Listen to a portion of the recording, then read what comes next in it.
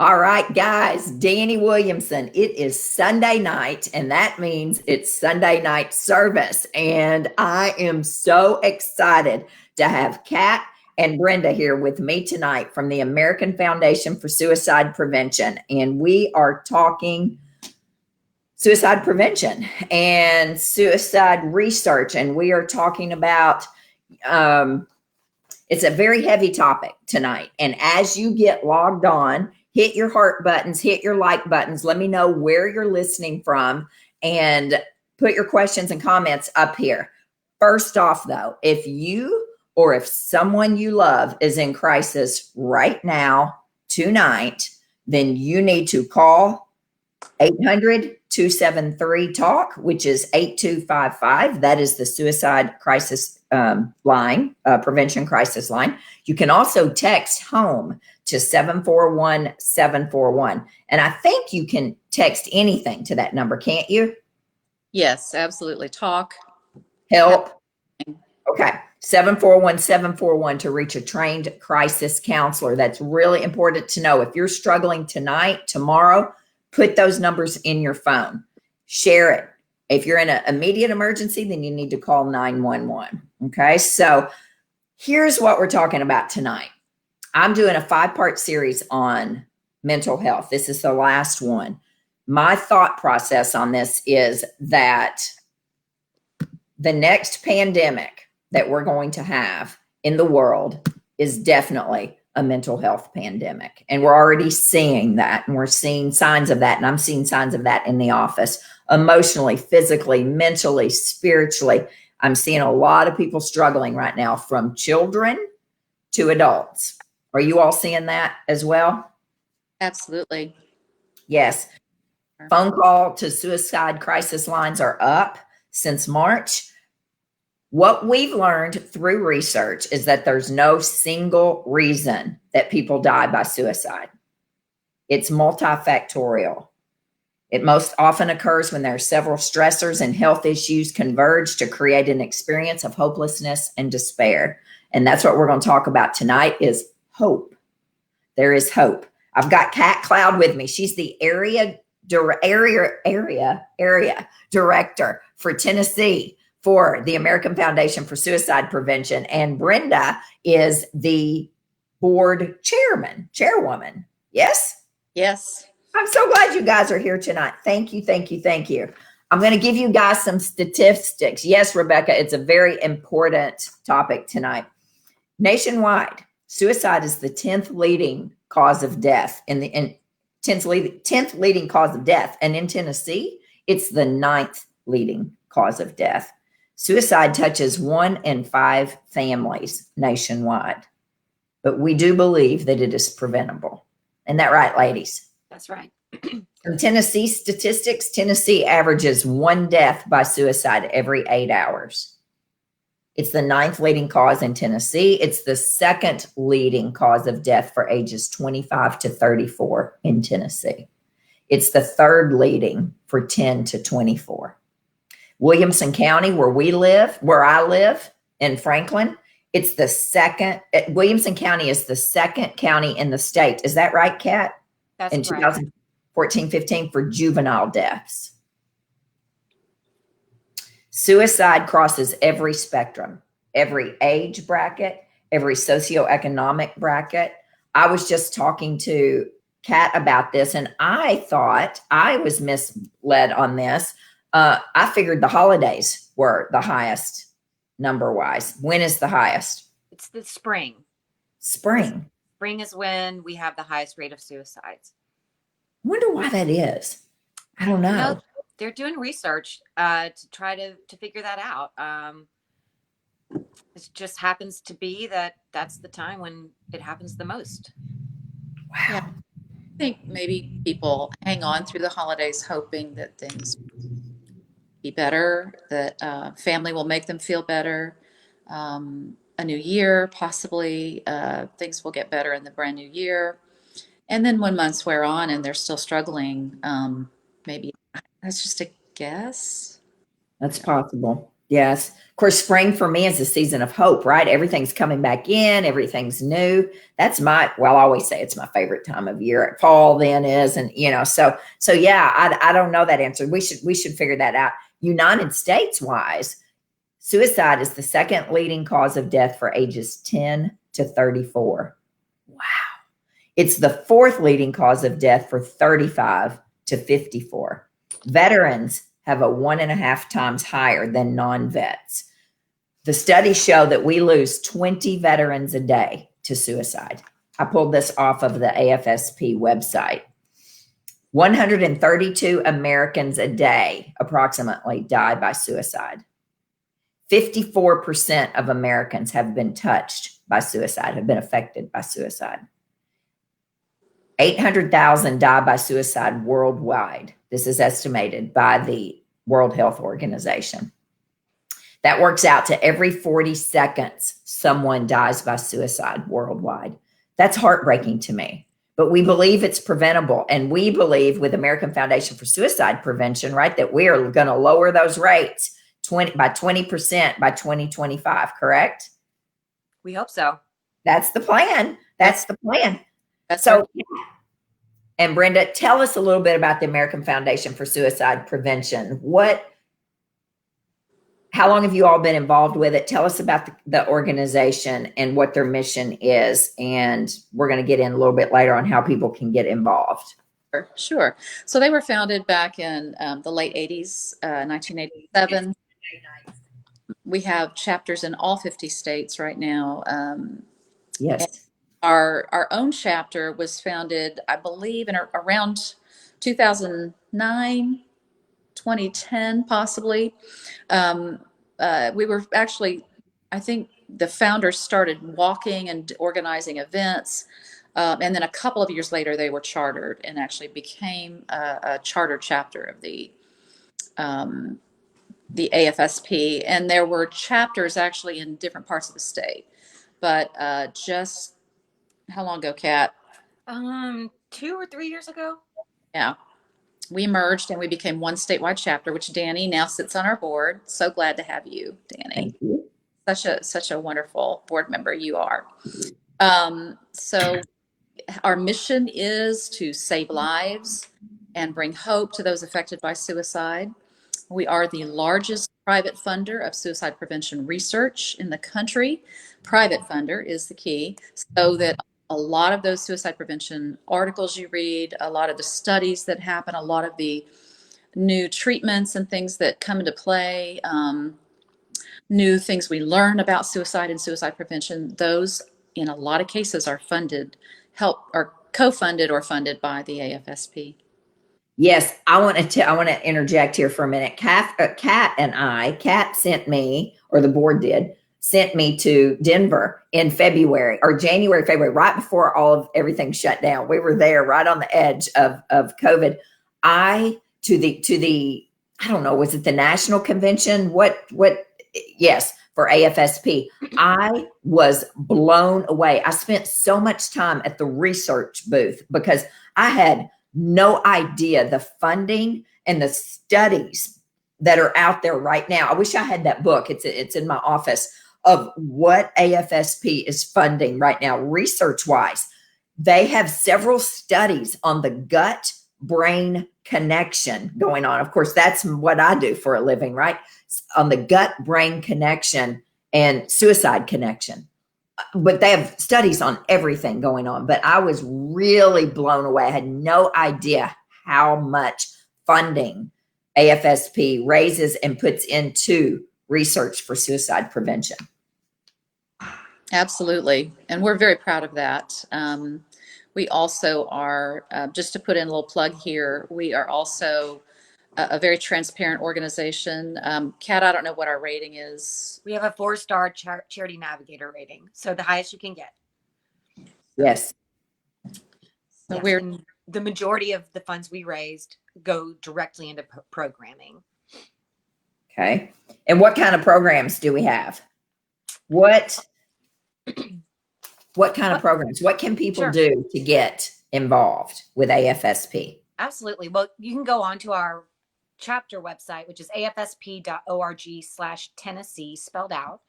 And from there, you can get in contact with us, and we'd be more than happy to bring any of the programs that we offer to your community organization, your company, any type of group for free. That's what we raise money for, so that we can do these programs and bring these programs out into the community for free.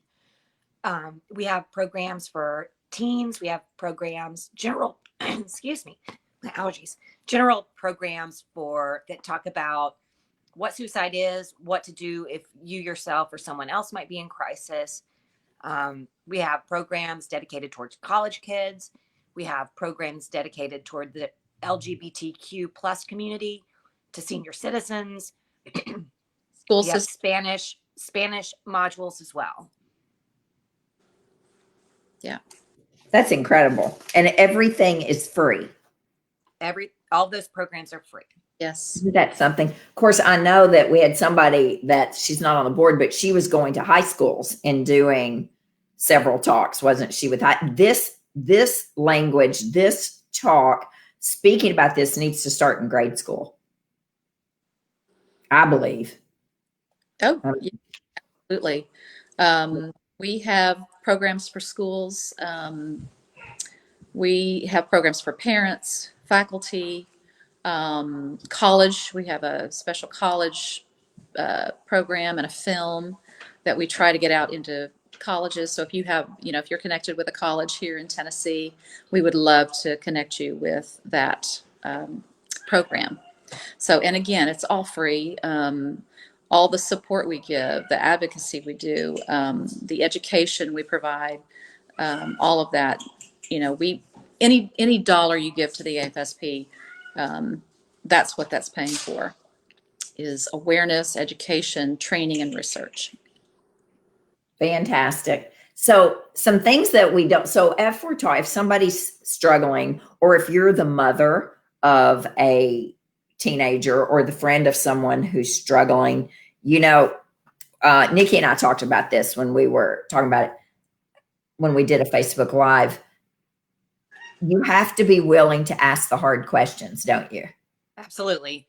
And you have to assume that if you're worried about someone, that you're going to be the only one that asks. And ask directly. Don't ask, are you okay? How are you feeling? If you think that someone is truly having thoughts of suicide, ask them, are you thinking about suicide? Have you thought about killing yourself? That's right. A lot of time they're waiting for you to say that, to give them permission to say that. Right, Kat? That's right. And, sometimes people be like, oh, but if they're not suicidal and I ask them if they're having thoughts of suicide, will that give them the idea? And the answer is no. If someone isn't already considering it, that's not, you being direct is not going to give them suddenly the idea to do it.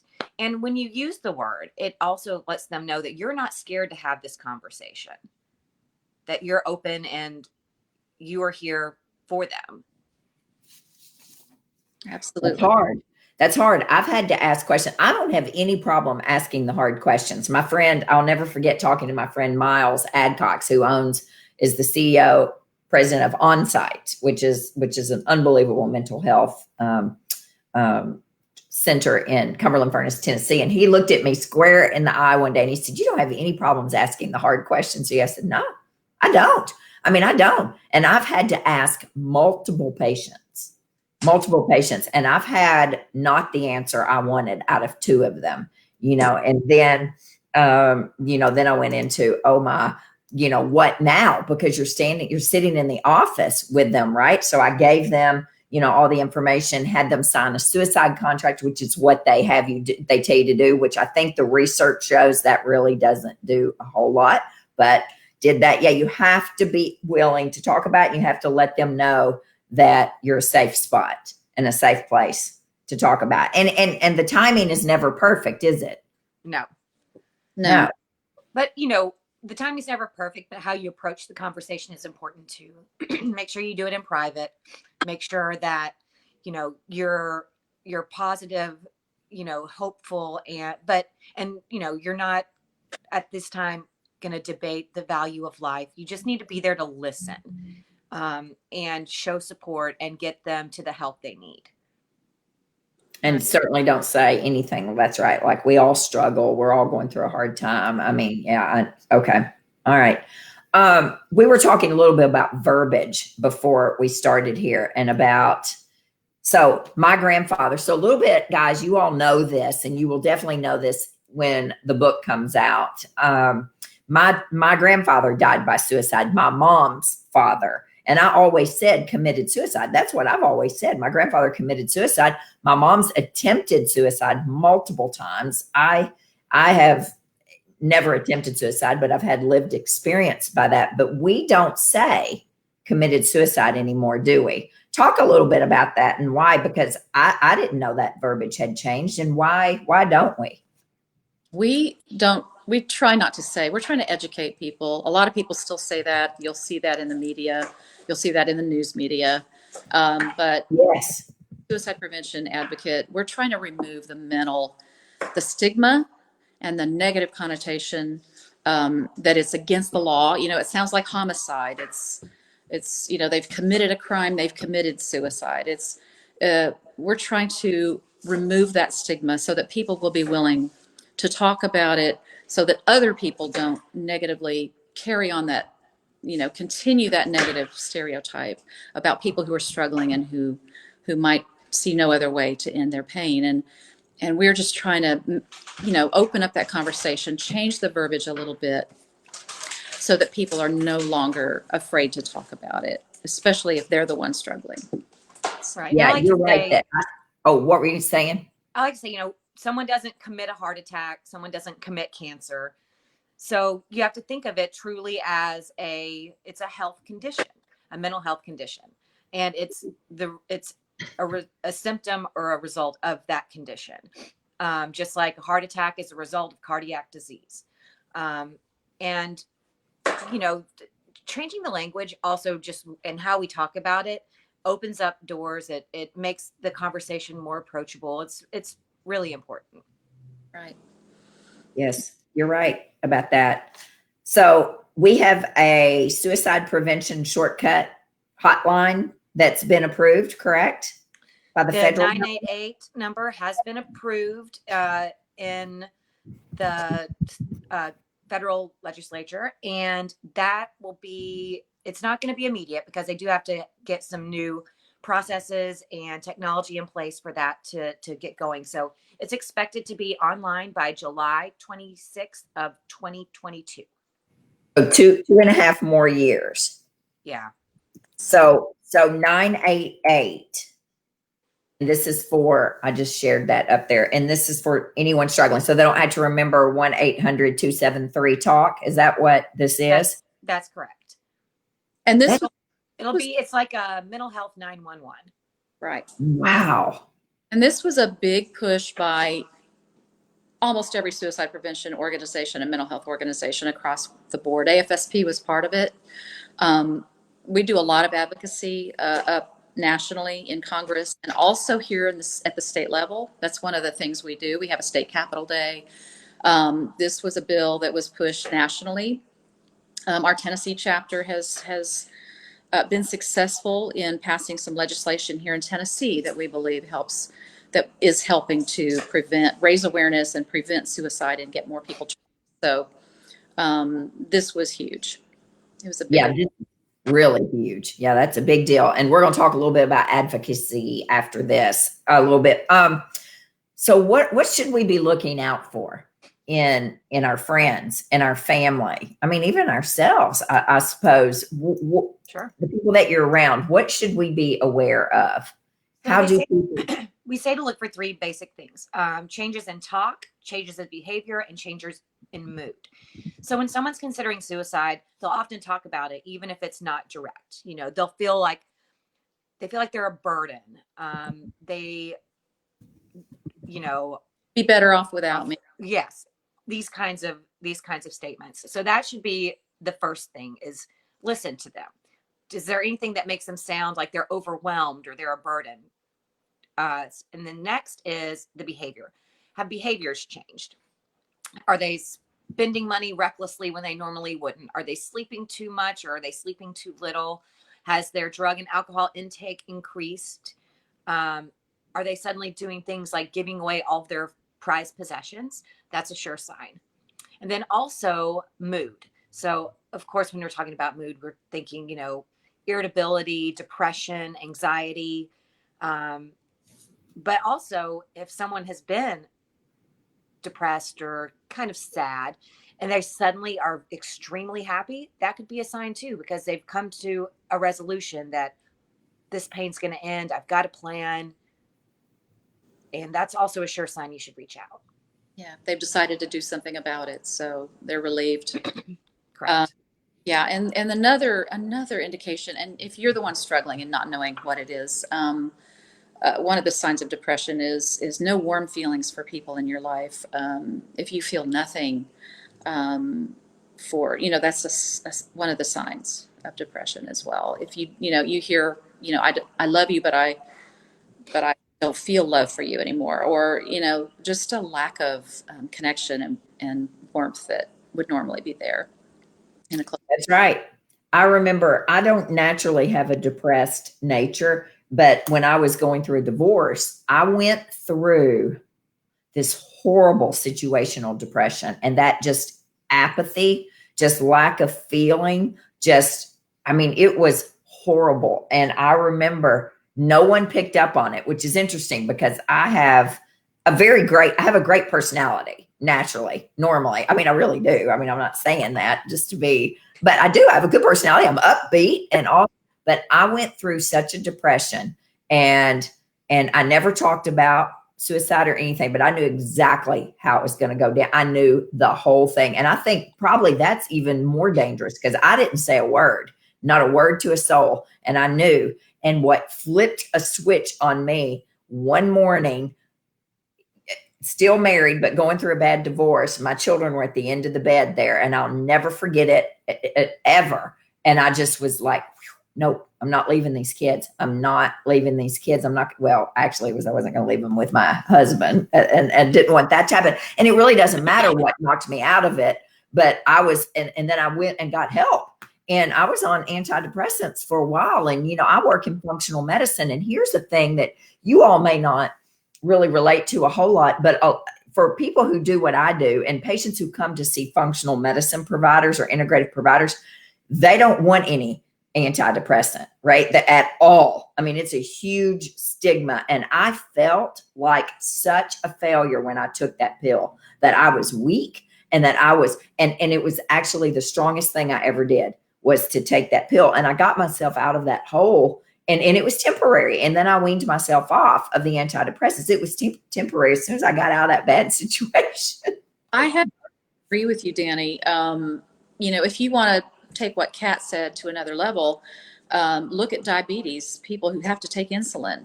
Yes. To manage their condition.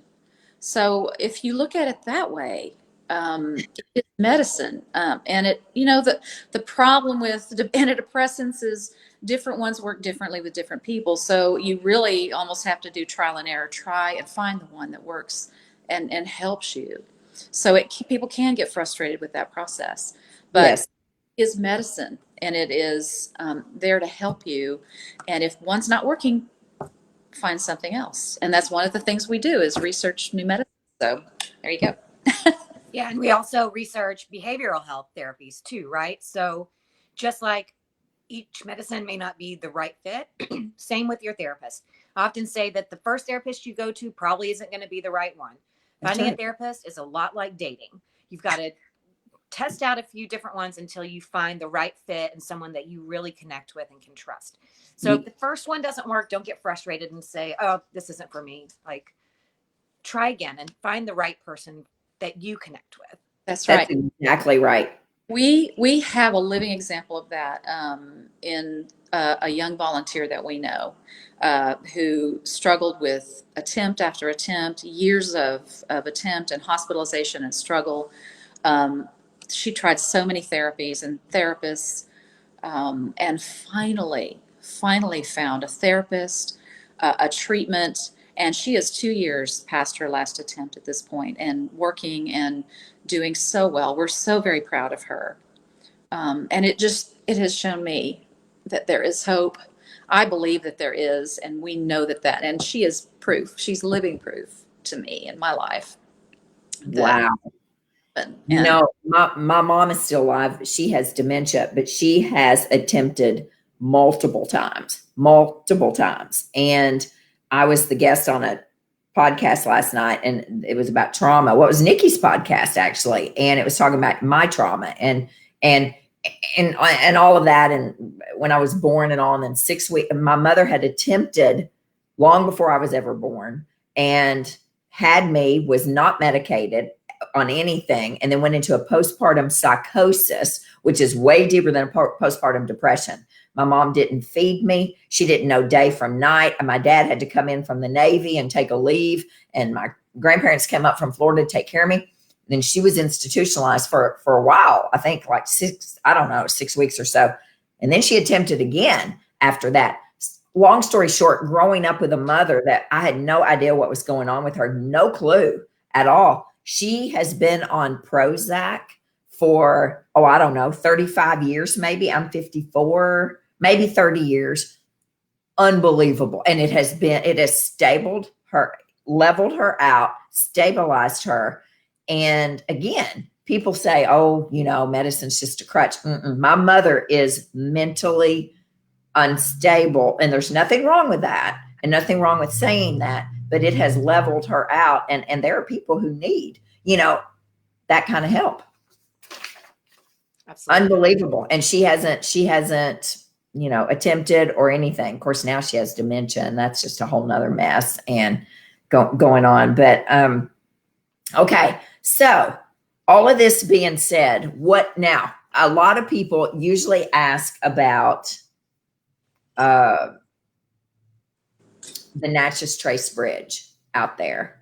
We're not in connection with the Natchez Trace Bridge Coalition, right? But we support them. Absolutely. And there is a coalition. What's going on out there? Do you know either of you?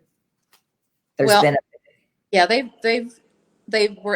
successful in, and we know the really wonderful woman who is heading up, that founded the Bridge Coalition, and she's working with a lot of people. They have a big group now, but they were able to get signs posted. Yes. And I don't know what they're, I know they're trying to add some more barriers. Did they get a phone installed out there, Kat? I don't remember. What was your question? They get a phone, I believe they do have some emergency phones. There's also the signs that have the Prevention Lifeline number posted if you need help. I know they're working really hard to get bridge barriers put into place. So nets, essentially. And we found that research and statistics show that once nets are put up on a bridge, suicides in an entire region, the rates go down. So Yeah. We definitely are super supportive of their work. Yes, absolutely. Very proud of what they're doing. From what I understand is that they've hired an architect, and they have plans in place for all of this. I don't know how much money they need to raise, but for those of you that are interested in that, they do have a Facebook page. I don't think they have a website, but I know they have a Facebook page, the Natchez Trace Bridge Coalition. Yeah. And I think Trish is her name who runs that. And yeah, I think they've done a really great job. I know that I have that's a rough bridge out there. That's a hard. It's 150 feet high or something like that. It's a hard bridge. It is. Okay, Kat and Brenda, what can people do if people want to get involved with AFSP? What can they do? Can they volunteer? You mentioned advocacy. What can they do, and how do they get plugged in? Let's talk about fundraising too, guys, because we just finished our walk last week. Yes. But we're still fundraising till the end of the year. Is that correct? That's correct. Okay, so what can people do? So if you'd like to donate or do, all of our walks were virtual this year. So everyone walked on their own time, at their own pace, where they wanted to, where they were. And so all of those walks are still collecting donations, and you can find the list of walks across Tennessee at www.afsp.org/TN together. So that's a good way to donate. You can always go to our AFSP Tennessee webpage, which is afsp.org/Tennessee, Tennessee spelled out. And that will have all of our upcoming events. It will have a link where you can click to fill out a volunteer application, and our volunteer coordinator will reach out to you and find out what your interests are and get you plugged in with a committee that you think would be the best fit for you. You can also reach out to us through that webpage to schedule a training. We would love to come to your organization and provide training. I just did a really great lunch and learn for a national insurance company. So Really? we were able to train more than 60 people in an hour.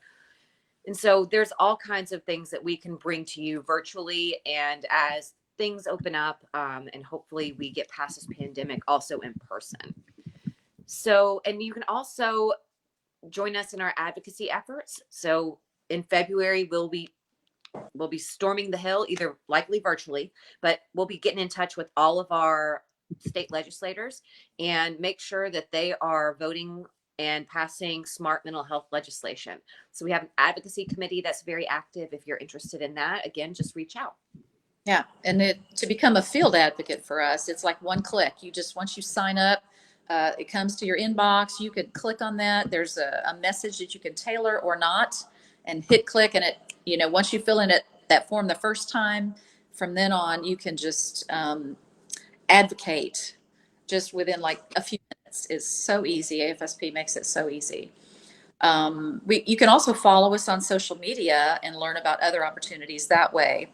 So on Facebook and on Twitter and on Instagram, we are at AFSPTN, for Tennessee. So easy to find, and we would love for you to just be aware of everything we're doing and give us feedback. So Yes, and at AFSPTN. Okay. I just posted that up. And we do a great job at mental health post. I can tell you that. So I know it's been ramped up lately. There we go. Social media, Facebook, Twitter, Instagram, at AFSPTN. thanks to Nikki Scott. She's our Did Nikki take over this year? She's done a really good job. I wasn't quite sure who. Yeah, she has. She's done a really great job. And I'm so glad. Well, it takes a lot of work. I can tell you. I do my social media, and it's one of the hardest things. It is a mess to keep it going. So there's multiple ways, tribe, to get involved. This is a very important Sunday night service tonight. You can share this with your friends. You can share this with your tribe. Share it with your family. Tomorrow it'll be up on our YouTube channel, same name, Dani Williamson Wellness. If you have any questions or if you're struggling, 800-273-TALK is the number. But I have found that, teenagers and young people younger than me text everything, 741-741, right? Help, hope, home. Yeah. Talk. Sorry, Dani, I didn't mean to interrupt you. That's okay. One more program that we do a lot of support for lost survivors. So if you have lost someone or know someone who's lost someone, we just finished this yesterday was International Survivors of Suicide Loss Day around the world. We have a program every year. This year we took it virtually. We have a program that is ongoing all year long called Healing Conversations. And what we do is if you have lost someone, if you go through that program and request a visit, AFSP connects you with a volunteer peer, a trained person who is also themselves a suicide loss survivor. They try to match you up with someone who's had a similar loss, and then you have a conversation. And let me tell you, when I first lost my husband in 2012, one of the things that helped me the most was talking to people who had been there. It was so powerful to talk to someone who had been through it and it was further down the road. And that gave me hope for healing and for for that I could continue to honor my late husband's memory, but I could move ahead and then also turn around and try to help someone else. So Healing Conversations is that program. If you know someone who's struggling with a loss, I would definitely look that up on afsp.org. So. Yeah, I think that's great advice right there. Last year was my first International Day of Healing. Hope and Healing. Is that right? Hope and Healing. Yeah. At the church here in Franklin. It was so incredible and so beautiful. And I brought a friend of mine in from Kentucky. Remember that? Whose son had died by suicide just recently, right before that. And she and her husband both drove in for this, and it was so healing for them. And I know that yesterday was incredible as well in healing. So guys, there's a lot of hope. There's a lot of help out there for you. And I really just wanted to end this 5-week series with something near and dear to my heart, which is suicide prevention. And I'm so grateful that you guys showed up today to talk. And one thing that I want to say before I want you all to end it out, in my phone, and I share this with patients every week. I did this last week for a lady who has a 17-year-old who is struggling with thoughts of suicide. And this is in my phone. This is right here in my phone under contacts. Well, there we are right there live, but under contacts, as you can see, suicide crisis prevention. Keep this in your phone. I have the text line on there. I have of course, the 800 number, and then I have the website on there and everything. So it's real easy. This is real easy to click share with everyone in your family. I think everyone who has kids the children need to have this in their phone, just like this, because they may not be struggling, but their friend may be. And kids are real good at just boom, sharing a contact or sharing something. So I think that's really important right there. So, all right, guys, anything else? Is there anything else you want to share? Thank you guys for being on here. Thank you for having us. Thank you so much, Dani. Well, I appreciate you all. I really do. Guys, next week is the last weekend in November. So that'll be right after Thanksgiving. I will be doing a part 2 on building your immune system up all year long. So what we know since the last time I did it, which was probably in June, I think, I don't remember, June or July, not just during the pandemic, what we're going to be talking about, building your immune system, what we know through the research that we have right now is working with COVID, right? Like D3 and zinc and vitamin C. And then I'm going to be talking post-COVID syndrome, which is a big deal for people, meaning once you've had COVID, because this is a novel virus, we don't know, what the long-term effects are. And so post-COVID syndrome is actually a syndrome. And I'm seeing a lot of patients struggling with chronic fatigue, migraines, joint pain, trouble taking a big, deep breath, short-term memory loss. Do y'all have any friends who've had COVID, who've struggled with memory? Yeah. I've got a sister who recovered from it a couple of months ago. I don't know about her memory loss. I'll have to ask her, but she's had fatigue, loss of hair. Yes. Well, loss of hair is huge, and that's worldwide going on right now. Women are losing their hair in clumps, and I think there's multiple reasons for this, right? The stress of 2020, maybe COVID, but hair loss is huge. It was on the NBC News one day. I mean, they did a national news story on worldwide hair loss in women, and I shared that post. And so that's one of those things that it'll come back, but it's going to take a while. Hair turns loose when you're under stress or when you're sick. Yeah, it sure does. And the body doesn't know the difference between good and bad stress. Stress is stress to the body. Getting engaged, finding a new boyfriend. Well, it's stressful for me. I don't know about you, Kat, but yeah, it'd be stressful for me. But getting engaged is good stress, right? Getting married is good stress. Death or losing your job, those are bad stress. The body doesn't know the difference between stress. And so it's how you manage. Lose some hair. I cannot. I lost a lot of hair when my mom You was got it. diagnosed. Oh my goodness. My hair came out and I look like a pillow factory in there in the shower when I would wash my hair. So anyway, that's next week. We're going to be talking about natural ways to build your immune system up all year long. For those of you who have Hashimoto's and come to the Hashimoto's meeting, we've only had 2 in 2020. I'm canceling the December 11th Christmas party. I think it's December 11th. That's Friday.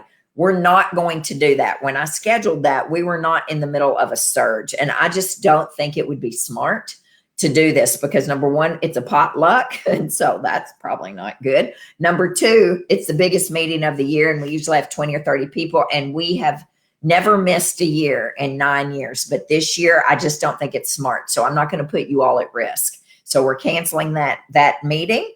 And then the month of December, I will not be having Sunday night service. I'm going to take the month off. I need a break. I just need a break. And I was going to do something the whole month, but I'm not going to. I'm going to be working on the book. And so we'll have no Sunday night service and we'll start back in January. So next week's going to be the last one. You guys need to show up.